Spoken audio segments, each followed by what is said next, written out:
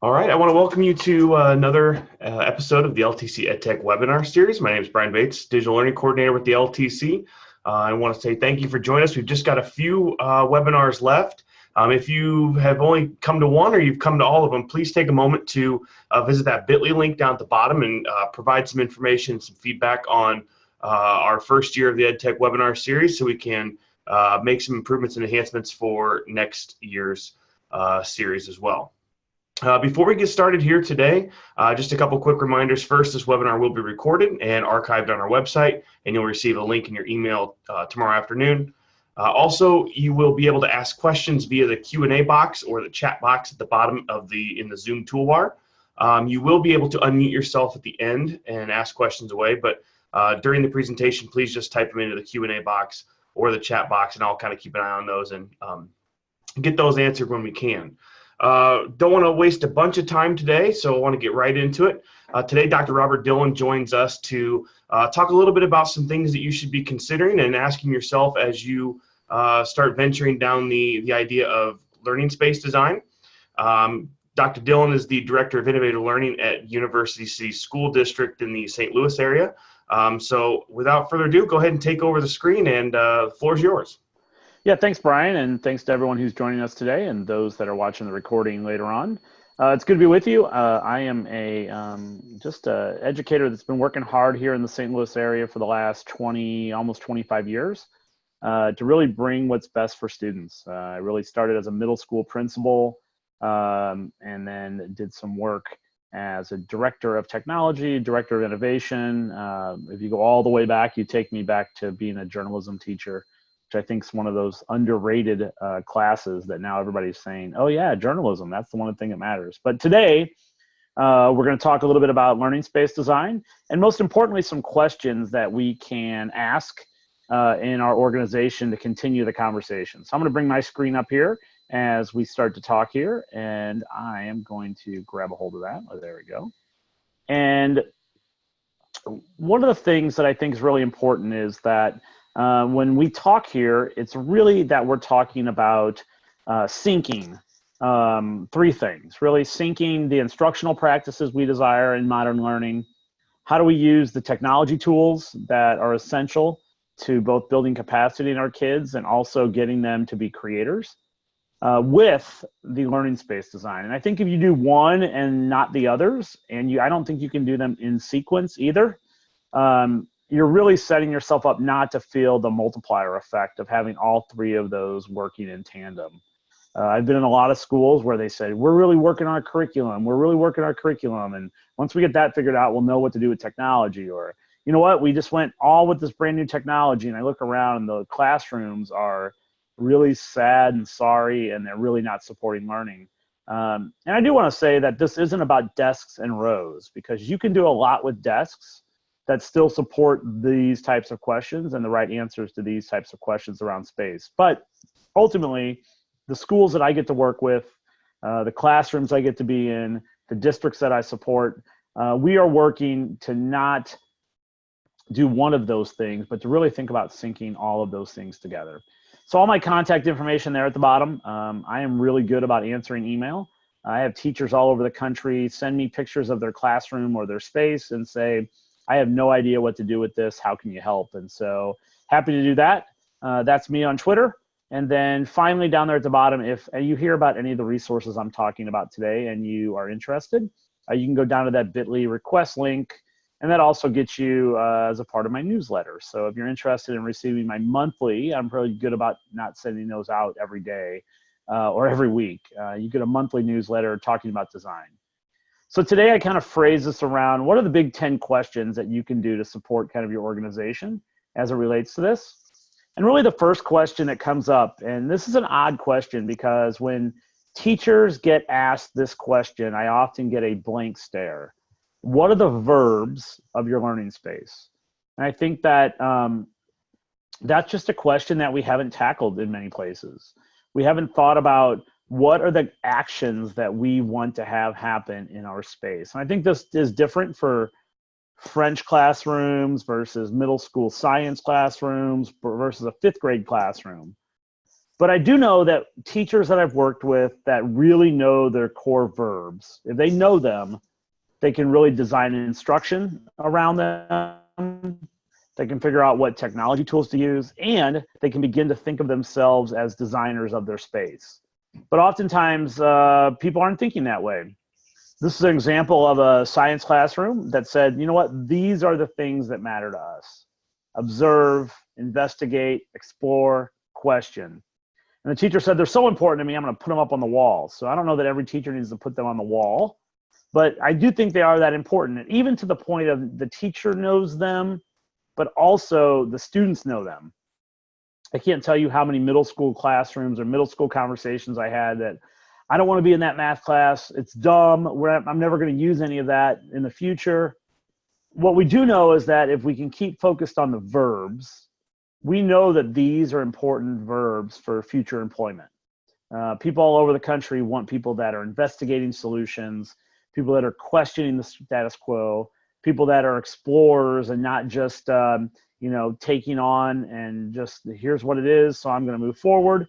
All of these types of things are super important. This is another classroom that put them up. For me, the verbs have always been about create, make, and design. I think that if we can get our classrooms to feel like places where creation, making, and design are happening, we can really build a maker culture in a school. So, one of the activities that I take to schools is, could you think of what are the verbs of our department? What are the verbs of our team? What are the verbs of our grade level? And as you build coherence around that, you have a number of people in the school thinking differently and together about what the important things are in their space. And so we're seeing that happen in a whole bunch of different ways. This happens to be the first classroom I designed. This is at Afton High School in St. Louis here. This was an old computer lab. It had 37 computers in it. And we were a one-to-one school. And it was very clear that computer labs were a dying breed. And we wanted to rethink what a learning space could be. So we built this design space and we came up with those verbs. And that's probably too many. In retrospect, I don't know that I would put 7 verbs on a space. But that room became the catalyst for all of the classrooms over the next 5 years to really rethink what they are doing, how they're doing it, and thinking really about the importance of joy and engagement in the learning space. And I think when you know your verbs, you can have a better chance of doing that. What we know is that student satisfaction and students really being engaged in their work are leading indicators to test scores. So sometimes instead of chasing test scores with all the things we know are bad about chasing test scores, if we can pursue joyful learning, learning that kids are satisfied in, and learning where kids really have this sense that they're engaged in doing something meaningful, the rest will take care of itself. So we hoped that this classroom was a catalyst for that. And I would say we made some mistakes, but one of the things we didn't do was that we didn't fill the room with expensive furniture that we hadn't actually talked to kids about, that we hadn't actually watched kids interact with. I think sometimes we make that mistake around learning space design. We're going to redo these classrooms. We're going to buy this furniture for this room and this furniture for this room. And we've never talked to kids.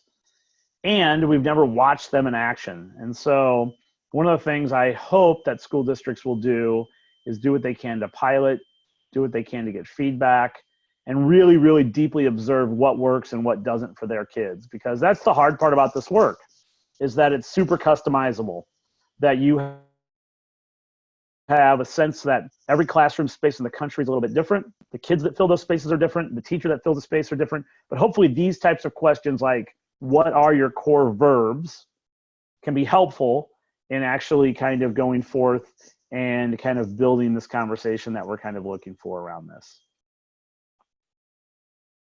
The second question that comes up here is that, is this one here. How does intentional movement play into our space? The research is really clear, and there was actually some really good, really easy to digest things that came out in Edutopia last week ended up in the Cult of Pedagogy podcast, talking really about movement in the classroom. This is not a classroom that maximizes movement, but it is an example of accumulation over time. And I think that inertia, momentum, and tradition can really take over a school at times. And this is a very caring teacher. And that's the one thing I've noticed about every classroom that I've visited around the country, is that rarely when you see a classroom that doesn't really meet the design specifications that brain research tells us, you're still finding really caring people in there that sometimes don't realize what's around them. They no longer notice what's going on. And ultimately, start to build a space that's not good for kids. If you haven't noticed, there are kids in this picture. They're down there in the bottom left-hand corner. And there are actually 25 kids in this picture. But one of the things we can do is, as we think about movement, we can start to study that. So classrooms get really full really fast. And really, there hasn't been a classroom in America that I've visited that couldn't get rid of 10 things. There's lots of clutter in classrooms, but it requires teachers to see their room with a new set of eyes, and leaders to give teachers permission to let go of things. I think sometimes we have two mentalities, right? We have a scarcity mentality that says, if I get rid of this, I may need it 5 years from now and no one's ever going to buy it from me again. But we also have a sense of respect for tax dollars. If I get rid of this, I'm throwing away something that tax dollars paid for. But the reality is both of those mentalities are kind of keeping us from optimizing learning spaces. And they start to clutter up, they start to collect like this, and it really does become an issue that movement in the classroom is limited. The other thing, when I think about middle school, high school classrooms, I often think of the butts to seats ratio. In a situation where, do you really need one desk for every student in your classroom? Could students stand in the back? Really, are all students going to be there every day? Is it a situation where students could, halfway through the class period, trade off or sit on the floor? It's amazing if you're a class of 25 and you have 25 positions available, but not 25 desks, what that can do to open up the space for movement. The third of the questions that really is worth digging into is, how does your design, meaning classroom design, vary to support different instruction? This is a question that many haven't tackled before. Now, many people say, oh, I moved my classroom around. We're having a conversation, so we move the chairs to the middle. Hey, we're doing an activity. We push everything to the side. But rarely am I with a teacher that has been really intentional about this, that says, here are the big three ways to design and kind of create my classroom on a daily basis. And here are the big three designs, and here are the types of instruction that they line up with. And one of the ways that I've been able to break through in some high school, middle school classrooms is to have people actually draw each of their designs that they can envision their room looking like. And in reality, sometimes those look a lot closer together than they do far apart. But then to start to draw a line directly across to, this works best when I'm lecturing. This works best when we're working in groups. This works best when we're doing an activity. This works best when we're having a conversation. And just being able to make that alignment between the physical space and the instructional design allows folks to think a little bit different. Let's go back to room 15. Room 15 in Afton, this is a little sneak peek into what was in there. One of the things that we were able to do quickly in this space was to turn it into a presentation space where a student could come in front of that beautiful whiteboard there and present their ideas. We were able to make this a very collaborative space where kids were coming to, as it says there on the wall, put their things on the idea wall. And finally, we were able to break this space into kind of a production space, 3D printers, prototyping, low-tech materials. And we knew we needed all three of those things so that the classes that needed the space could come into it. But we designed it to line up with the instruction. This is a pre-K space that we helped to design in St. Louis Public Schools. And what I really appreciate about this is not only like question number 2 mentioned, it really does allow for movement.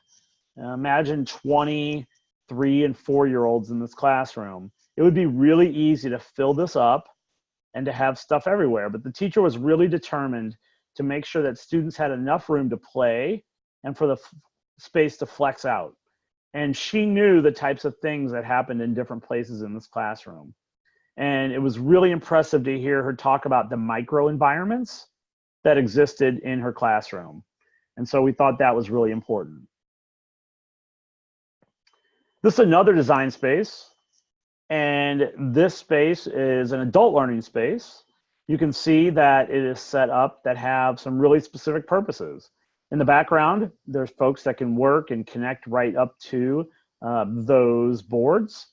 We have some writable space that's off to the right, lots of writable space, and then also kind of a cave space. And so if you go back to all the way to the description that David Thornburg provided when he talked about having spaces that were watering holes and spaces that were caves and spaces that were, like gathering around the fire, all of those things apply really well to this classroom as well. So question 4, as we're kind of mowing through kind of these questions here, really talks about the level of intentionality that you provide around getting student feedback. In many classrooms, I ask this question, hey, have you asked the students about your classroom? Have you asked the students about the changes you've made? Have you asked the students, and I feel like I come back to that question over and over again. But my co-author here, Rebecca Hare, is sitting with a group of students doing a focus group, and it's become really clear in this school and many that it's a rarity that students are deeply involved with the design, redesign, and overall design of the classroom space. And 2 really easy things that can happen are this. You can tomorrow go to a classroom and say this, hey, I made some changes in the room. Tell me what they were. But you do need to be prepared because oftentimes teachers will get answers about things that really haven't changed since August. They've been on the walls. They've become invisible. They've been things that now that you slowed folks down and asked them to notice, they notice them. And what we find out when we get that type of feedback is that there are things that are invisible in the classroom, that they've faded into the background. And the brain science will tell us a couple of things. The brain science will tell us that if something is invisible, it can only do one thing. It fills up short-term memory. It fills up and makes us tired intellectually just because we have to process all the visual noise. But it will also tell us that it has nothing to do with learning. So we have to be careful about what has become invisible in our classrooms. The other thing that student feedback can do is it continue to give us feedback about what is working and what isn't. One of the questions that I ask teachers to do all the time is on your calendar, every 2 weeks, ask the students, what is working about this class? What is inhibiting you from learning? And what you'll find is the first couple times you ask, the teachers probably don't get that great of feedback. Many of the students are trying to people please a little bit. Oh, we love it in here. We like this classroom. But ultimately, if you stay with it and you continue to ask over and over and over again, there's some real gold that emerges from that. And I think that's really important, is that there's amazing, just gems of gold that pop up as it relates to the types of feedback that you're getting from students. For some students, the flexibility is great, but if I was a student in this classroom, I might say, oh my goodness, it is so bright. You can see the glow on these kids. Some kids may say, we don't like to sit on those cushions. Even though we bought them, we thought they were great, and we thought they were perfect for all the students. They may not work out the way we had hoped. Excuse me. So the 5th question here leads right into this. What items have become invisible to you and the students? It's amazing when I go into classrooms and I work with teachers, how many things are hanging on the perimeter of the room that really don't do anything to support learning.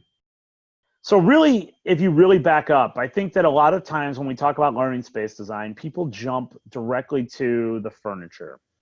How do we make the furniture better? Whether they're buying furniture, borrowing furniture, grabbing it from garage sales, pulling it from Craigslist, going to Donors Choose, people rush to furniture.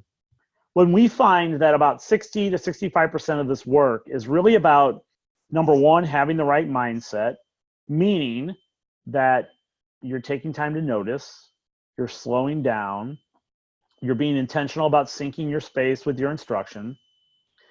And then the second part of it is about maintaining the perimeter of the room, because that's where the clutter exists in classrooms more often than not. That's where the visual noise exists in a classroom more often than not. That's where teachers consume their whiteboard space and don't give space for kids to draw more often than not. And so in this classroom, I would imagine that some of this has become invisible already. There's three things here that stick out. One, I wonder if students even notice that sign anymore. It says no cell phones allowed. Or the one that says wash your hands, that's at the bottom. You've been looking at this slide for a while and you may not even realize that that is down there anymore. And then finally, we have this student work that's attached here. I wonder how long it's been there and when it's time for that to go. Let me go back 1 second to this question right here. Is that when you think about things being invisible, and you think about them being invisible to not only the students, but I also think about being invisible to you. Two strategies that I consider around this work is, number one, would it be possible to review each of the walls of your classroom once a month? Meaning that in week one, I look at the north wall. In week two, I look at the east wall and right on around the corner. But if you do that with intention and say things like, does that still support learning? Does that really need to be there? Can I take that down yet? A lot of times you'll find the answer is yes, that things need to go. And I think that sometimes, though, we don't even realize what's in our room anymore. And we leave it there because of inertia, momentum, and tradition. And then the other piece is that, well, you might need a critical friend. You might need someone to come into your classroom, ask you tough questions about, hey, why is this here? Does this support learning? Tell me why this is here still. Because at some point in time, we become so numb to our surroundings that we really don't notice what's there anymore. It becomes really, really invisible. A little more about addition by subtraction. And I think that the challenge that I lay in front of most of the teachers I work in is that, do you have 10 things in your classroom that you could remove? I think that that is a starting point to at least getting some momentum built to remove some things from the classroom. These can be little things. These can be larger things. I actually worked with the school for 5 straight months. Every teacher in the building has removed 10 things from their classroom. Now you have to have somewhere to go with them. And sometimes you need a purgatory sort of place. That could be your trunk of your car. That could be another classroom or an empty space in the school. But I think you need a space that you can say, I'm going to move these desks over here. I'm going to move this table over here. I'm going to get rid of a few things just to see what my room is like. And if I want them back, I can take them back. But maybe after 2 or 3 weeks of not needing them anymore, it will lend you to believe that you can let them go forever. Because I think otherwise, these sort of things start to develop. And you look, this is a teacher space in a classroom. Now, let me mention a couple things as it relates to teacher space. I think sometimes we aren't even aware of how many square feet our teacher space consumes. And when we don't have an awareness of that compared to the number of square feet of our entire classroom, we can't make a conscious decision about whether that's too much. For some teachers, this turns into like a studio apartment. There's a coffee maker, there's a fridge, there's a microwave. It's not like George Costanza, you can't sleep under your desk, but ultimately, these places become really big. And I've walked into a lot of places where teachers say, you know what, my room is so small. And then I look over in the corner and I see this. And so I just want to make sure that there are as many square feet of a classroom that students can use and they don't get blocked off. Because I think over time, if we do, then we really get to a point where it's hard to have addition by subtraction. You know, if I was with you live, I would probably start to say, what do you see in this picture that you say we could get rid of right away? What's not contributing to learning? What doesn't need to be there for that teacher to be effective? And it would be really easy for you to count to 10. I think you would be able to knock a whole bunch of things out of there and not ever even notice it. Especially, I'm not sure why there's a second teacher chair back there, but who knows? And now the one thing is, sometimes I come into schools and teachers think the first thing I'm going to do is recommend that all of their teacher desks go away.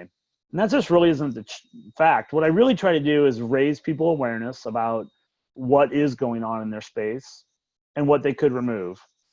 Another activity you can try is to ask yourself, ask a colleague, what are the 5 most important things in your classroom? What are the 5 least important things in your classroom? And if you can name those, you can start to make change. If they're the least important, do they need to be there? If they're the most important, are they available? Are they around? Are they accentuated in the things that you're doing? So I think all of those things can matter. So I talked about research a little bit as we started this and talked about the importance of the research as it relates to the movement in the classroom. But I think the other place where the research is very clear is this idea about student agency and choice, especially in space design. So choice doesn't mean ultimate choice. It doesn't mean a kid gets to lay on the floor just because they want to lay on the floor. And it certainly doesn't mean that kids get to be wherever, whenever they want to be.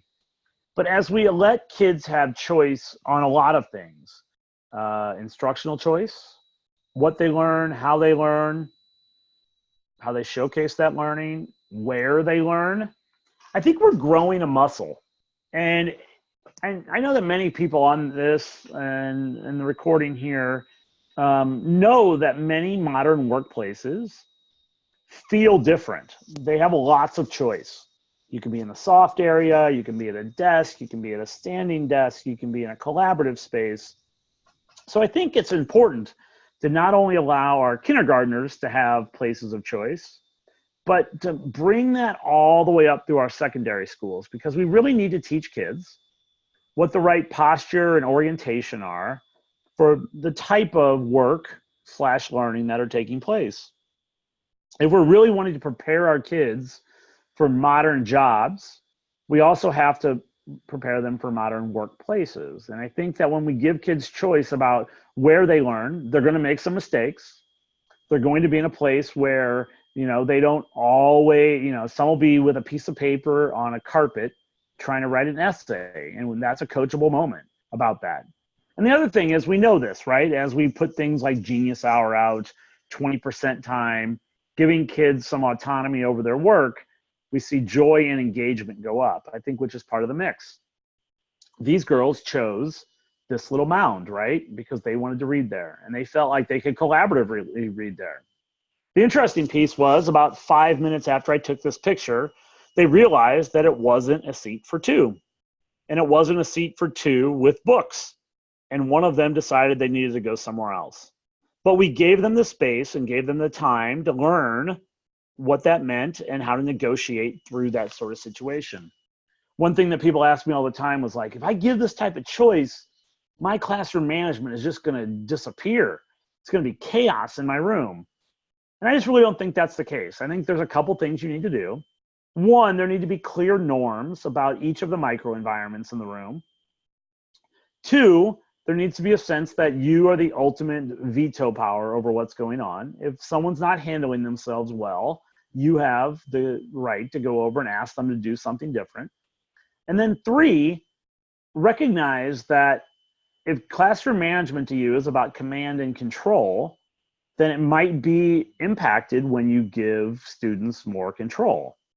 But if your classroom management is truly about orchestrating learning, you have a chance of this getting even better where kids are digging deep and they're comfortable in your classroom about where they are. One of the questions that a teacher brought to me one time says, I really am struggling to think that I can take down all of the stuff in the perimeter of my room that is distracting the kids. So one of the suggestions and one of the questions that emerged is, how does your foreground support focus and attention? And really, this goes all the way back to a story of a student named Jared who lived in Arizona. And Jared came up to me after I did a student focus group. What I actually did was I built a fishbowl for him and about 8 of his other classmates. And we talked about learning space design. We had the teachers sit around the outside and just listen. And afterwards, Jared came up to me and said, I need you to tell my teacher something. I said, well, Jared, your teacher's a really nice, kind person. What do you want me to tell her? You can do that. And he said, well, can you tell her that her classroom is distracting, that I have the ADHD and I need the classroom not to be like this? I said, well, Jared, why can't you tell your teacher? And he said, I can't tell my teacher because she tells us every day how beautiful her classroom is. And I just worry how many Jareds there are out there, right? Like, that are affected by our classrooms, that don't have the words to describe it, don't have the will to upset what's going on, don't want to feel like they're breaking the rules or upsetting the teacher. So that's why I think it's imperative that we, as the adults, as the educators, the folks that know the brain research, the folks that know how this can really affect the classroom, are really proactive, not waiting for our students, not our parents, not to follow the trend, not to follow the teacher down the hallway, but to really get in front of this and start to make some conscious decisions on how to break the kind of inertia, momentum, and tradition of what the kind of setup mentality is in the classroom. And what I mean by setup is that, we all use that term. I have to go set up my classroom. I have to go. But in reality, designing classrooms is a really intentional journey. Why am I putting this over here? Why will this matter?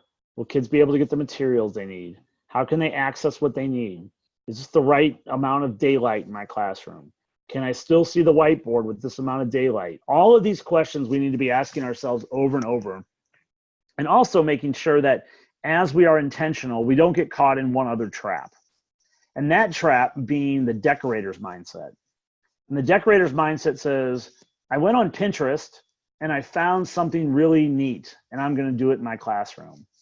I think we're celebrating way too many classrooms these days that are decorated in cute, neat, and fancy ways, when the reality is they have nothing to do with brain research and they're not doing anything to truly support students. And so we have to be careful that we're not reactively just setting up our classroom, but also, maybe even worse, that we're decorating the room and not really designing so that the space supports the instruction that's happening.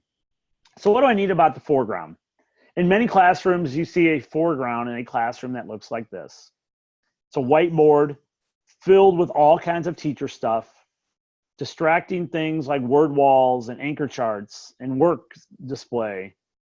And what happens is a teacher's up there trying to give instructions and all the students are doing is paying attention to what's behind them.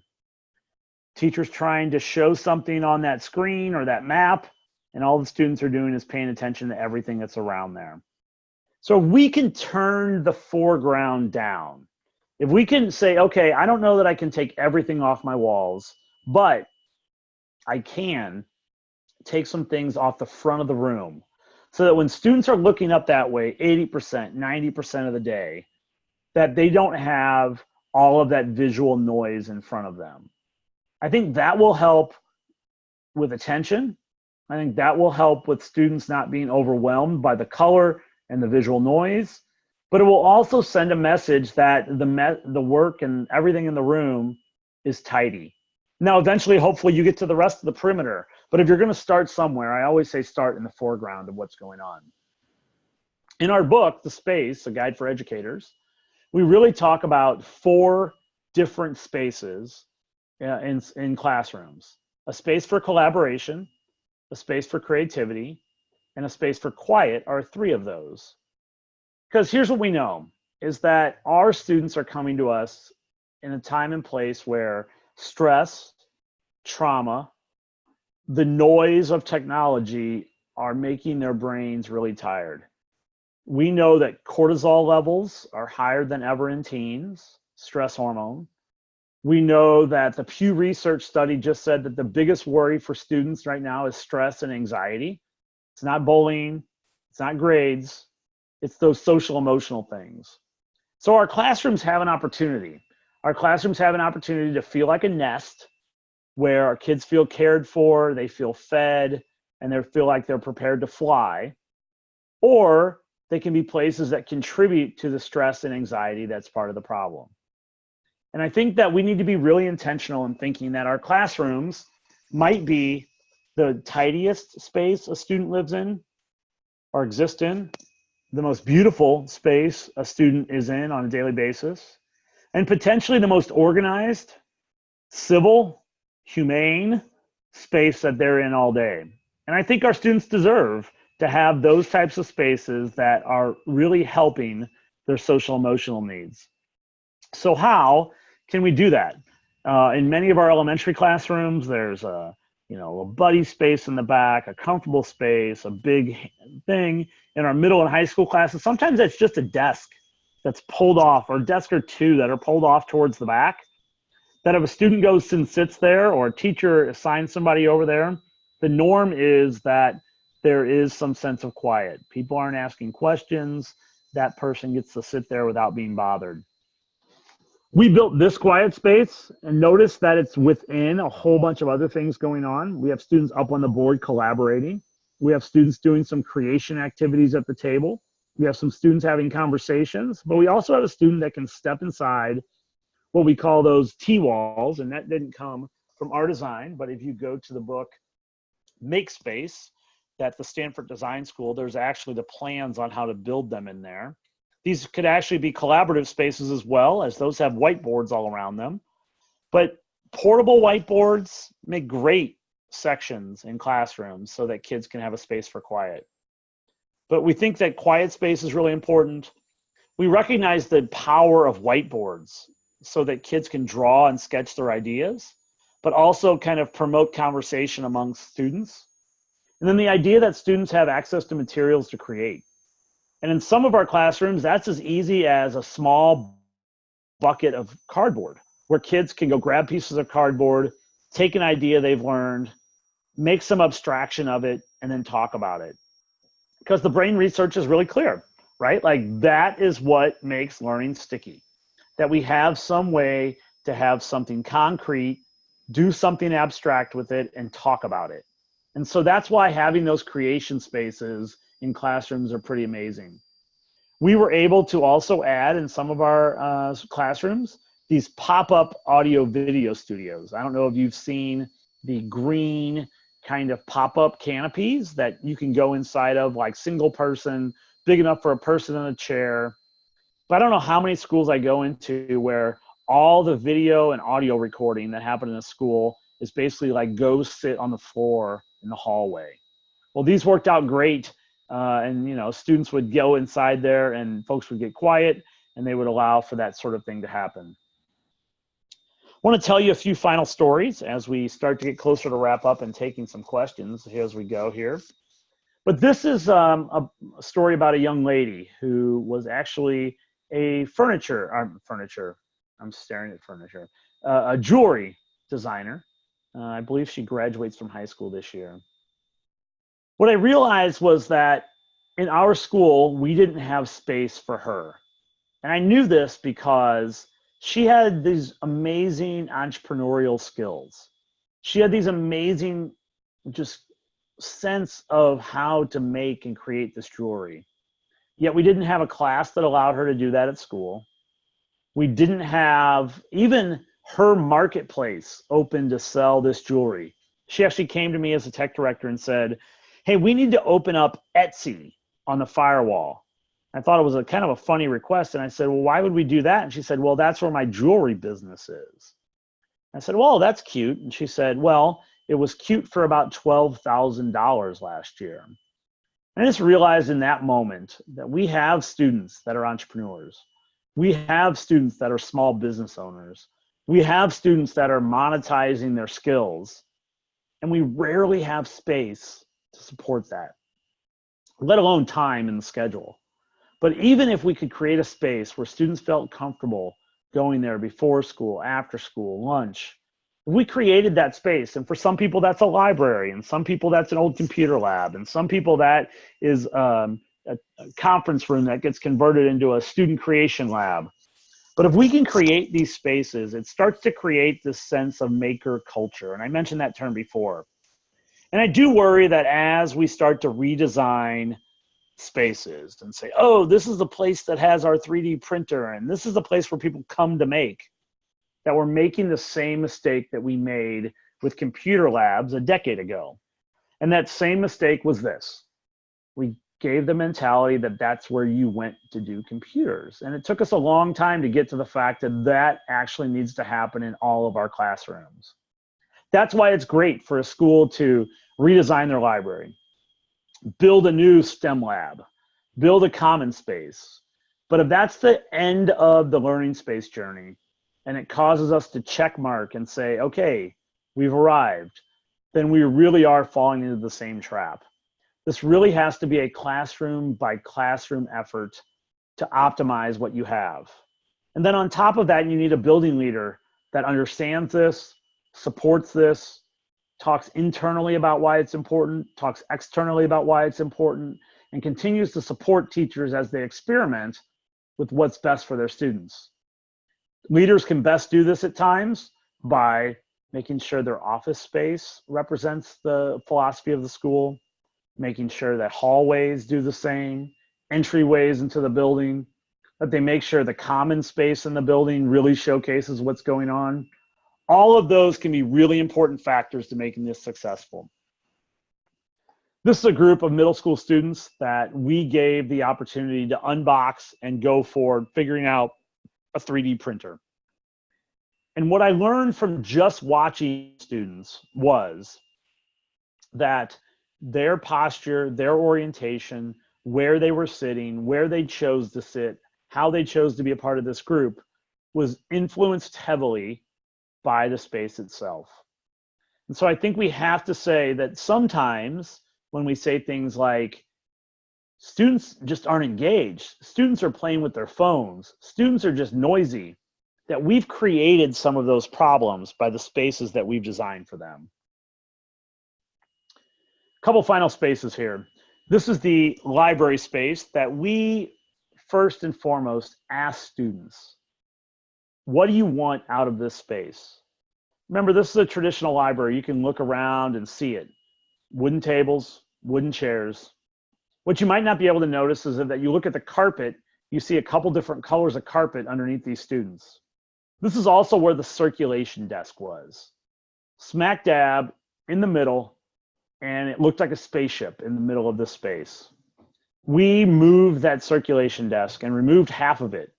To be honest, we didn't have enough circulating to have that big a circulation desk.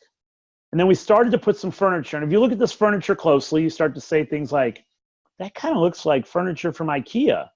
It is furniture from IKEA. Now, we don't have visions of grandeur to think that this furniture is going to hold up for the next 10 years. But we do know is that we learned a lot by changing the space, giving kids freedom on where they could learn, giving them some choice, giving them some agency, and studying what they were doing. Who knows what they'll buy next for this space, but they'll have a much better idea about what it is. Because what we do know is this, is that 25 of anything is the wrong answer. They really can't put 25 desks in a place and hope it's the right thing for kids. You can't put 25 tables in a place. You can't put 25 of the same chair. Really, really thinking about and getting student feedback, studying what they're doing, and being intentional to see if it supports the instructional design is really key to the work that we're talking about. So in conclusion, really, we dealt with a number of those questions as we kind of played through this. But most importantly, if you're considering some of those questions, continue to make sure that this is a journey that you stay in sync between the instructional design, the technology tools that you're using, as well as the physical space, because here's what we know. We know that where students learn matters. The research is very clear that if you're in a dark, dank, noisy place that aesthetically isn't pleasing, that's probably the results you're going to get. So beginning the journey, talking about it, bringing some people around, whether they're designers, whether there's someone like me, to put fresh eyes onto a space can be really important in all the things that we're doing. So thank you for giving me some time to talk with you, and I'll open up the floor to see if there are any questions. All right, thank you. I have given everyone the ability to unmute themselves, so if you would like to, you can feel free to either still type in the Q&A box or the chat box, either one. But if you'd like to hit the unmute button on yourself and you guys are free to unmute if you want to.